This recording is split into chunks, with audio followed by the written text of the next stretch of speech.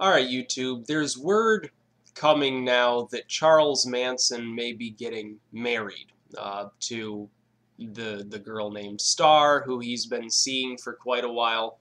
She's spent years, she actually she moved to the vicinity to spend more time with Manson after corresponding with him by mail for some time. Uh, and of course, the media, eager to eat up any form of sensationalism regarding Manson decided to, report the story.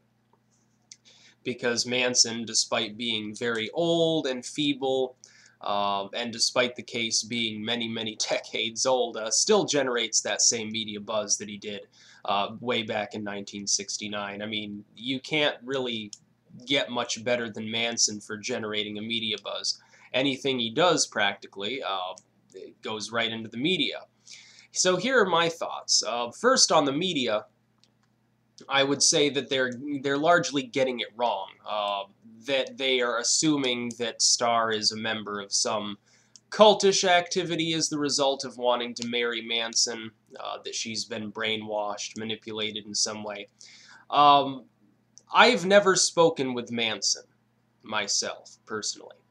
I have, however, spoken with a large number of people who are familiar with Manson, people who have either corresponded with him a great deal by phone, by mail, in person, all of the above in many cases.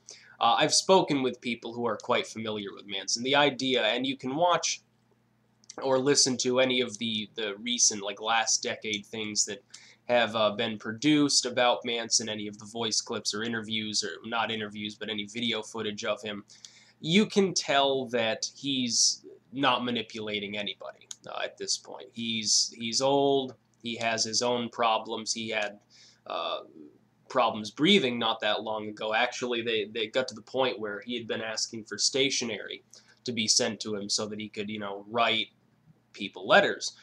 They said to stop doing that because it was building up dust in his cell and it was actually aggravating his lung problems. So he's an old man. He's in his 70s. He's not doing anything of mention as far as killing and brainwashing and leading hippie cult revolutions anymore.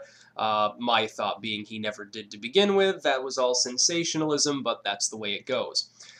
On the topic of Manson himself as a person, what I'm seeing is the normal, stereotypical people who don't really know anything about Manson at all. They've heard of him maybe from one or two sources. They saw a story on him.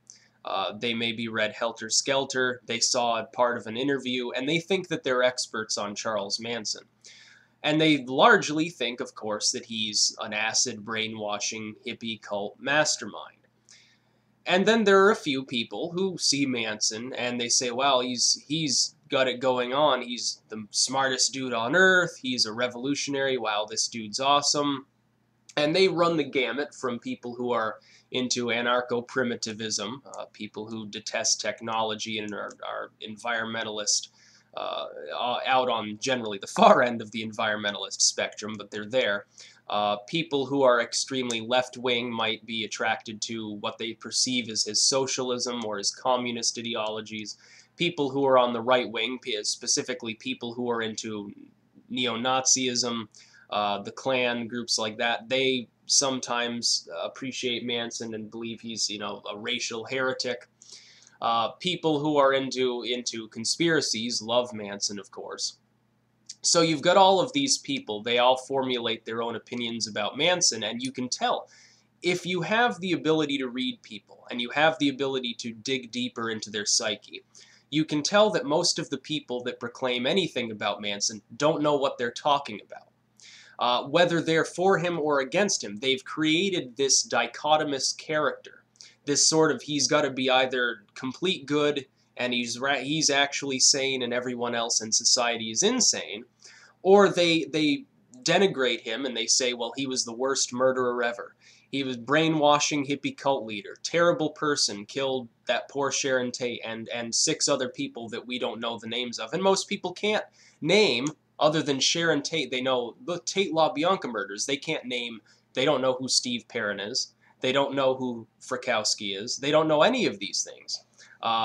they honestly have no clue, and yet they proclaim themselves experts on the case. My own thoughts about Manson is that he's neither inherently good nor evil. He's a human being like anybody else, a human being who's now reaching the end of his lifespan and isn't doing as much anymore.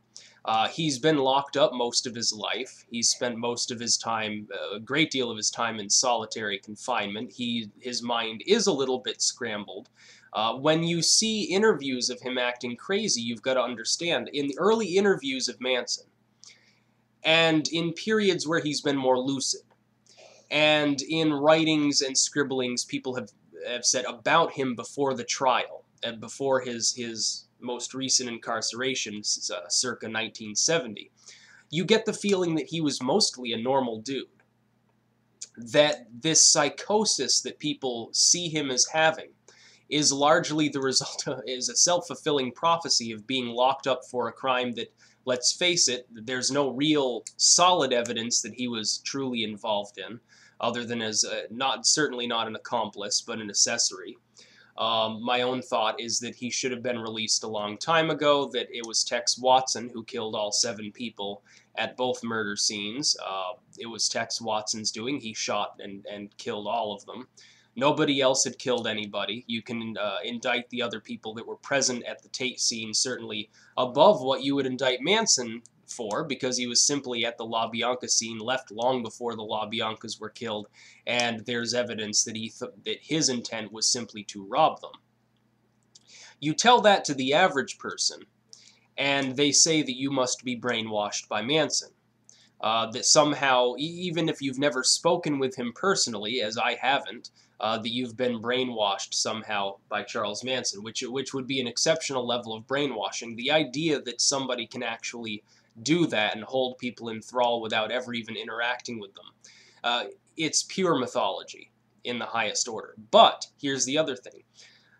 I've basically given up associating with people who see Manson as some sort of special snowflake messiah, whether it be for his environmental views, for his racial views, for his social views, any of this, for his spiritual views certainly. I've given up doing that because I've realized that there is a subset of the population that believes he is a messianic figure, which is clearly wrong. He's a nickel and dime car thief who got indicted as part of a larger scheme for crimes that he probably was to a very limited extent involved in. At the Tate scene, it's possible to think he wasn't involved at all and didn't even know what was going on, given his reaction to Susan Atkins returning with bloody hands and knife. If that's true at all, then he had no idea that the Tate scene had even happened. Of course, Nicholas Schreck's book on the topic goes on to state that he may have gone back to the murder scene to help them clean up. That's not set in stone, but that's one theory. I don't think Manson is special. There was a time when I first familiarized myself with Manson's music, interviews of him. I watched Charles Manson Superstar, also by Nicholas Schreck, very good documentary, the only one that I could find that was halfway fair. I was enthralled by Manson because I felt that there was something there that people weren't getting, that there was something beyond the actual official story. I couldn't quite put my finger on. And so, and at first, because I was young and inexperienced with such matters, I assumed that what was hidden was some sort of divine truth, or he knew something that he shouldn't. Turns out that's partially right. Of course, if Nicholas is right, it had to do with the mafia, but where I personally can't say I'm sure. I think that's probably the closest to the truth that anyone's going to get on the Manson case, at least at this current juncture. But the idea that the media has some lame circus because he gets married, whatever you think about Manson personally, whether you think he's some sort of psychotic hippie or a messiah or anything in between, a con, whether he's special or not, it does make very little sense that the media would take a story this innocuous and build upon it and make up literally new legends. It's almost like you're watching a legend unfold when you keep up with any news about Charles Manson. Because literally, his guitar is taken away, front page news. His guitar gets stolen by a guard and fenced on eBay in the news. Manson in solitary. It may not be front page news because it happens so often, but all these other sources cover it. Uh, and they keep talking about Manson over and over and over. I think it's fitting. Here's something very strange, and I'm sure that if I talked to Nicholas about it, he'd have something witty to say. Uh, it's very strange that we're moving towards the 50th anniversary of the JFK murders. And this happens. Because Nicholas Schreck wrote the new Manson file, and all of a sudden all this new Manson stuff appears all over the web. And now we're moving towards the anniversary of JFK's killing, and Nicholas Schreck is finishing up a book about the JFK murders. I do find that a little bit odd, and I'm sure that there must be some divine you-get connection to this, and that it's all there spiritually. But literally, the whole Manson topic, once you've exhausted the interviews, which range from slightly startling to downright amusing. The Charlie Rose interview was funny. Manson is an amusing person. His actions can be seen as amusing by most people.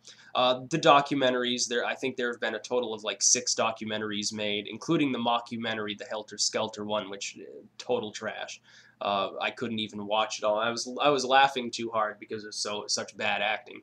All the books, literally probably over 100 books have been written about the Manson case. Once you've exhausted all of this material and you've read all the conspiracy theories about his alien connections, his satanic connections, his pagan connections, his Scientology connections, the mafia, Jews, all of these different theories, once you've exhausted all of that and you've sort of made up your mind what you think about Manson, the topic does get old.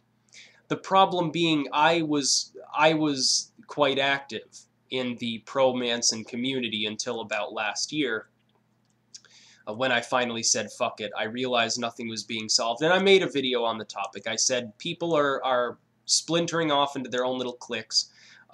They're not going to get right with themselves. They have no clue what's going on. They all have different opinions on what Manson represents to them, and they fight all the time. So what's the point of having any sort of free Manson group or anything like that when people can't even agree? You'd have, a rally of 10 people, and then you'd have a counter rally of 10 other people who completely disagree with them. 10 people say, well, Manson's the white messiah, we've got to free him. And these other 10 people would say, no, Manson's the Native American messiah or something. It does get old after a while, to the point where once you've made up your mind, it's really not worth looking into anymore. It gets old. It gets boring. People have other things that they've got to do. But anyway, I mean, if he does get married to Star, all the best to them. I will keep my own personal thoughts about this private, because I do have my own fairly well-informed personal thoughts about it that I'd rather not share publicly. But all the best, I guess, if they can make it work. I don't know if they give conjugal visits to people that are, in for life. I'm sure that would be thrilling, considering Manson's age and physical and mental condition. I guess whatever works for them, if they're happy, go right for it. But, I mean, the media is completely sensationalizing it. And you can probably bet that somebody fed this information to the media, and it would have been kept private if they hadn't. I can't imagine Manson really, at this point, enjoys being in the news cycle for any reason other than to shock people. Maybe it was Manson's idea of a joke. Maybe it's true. We'll see. That's about all. Peace out.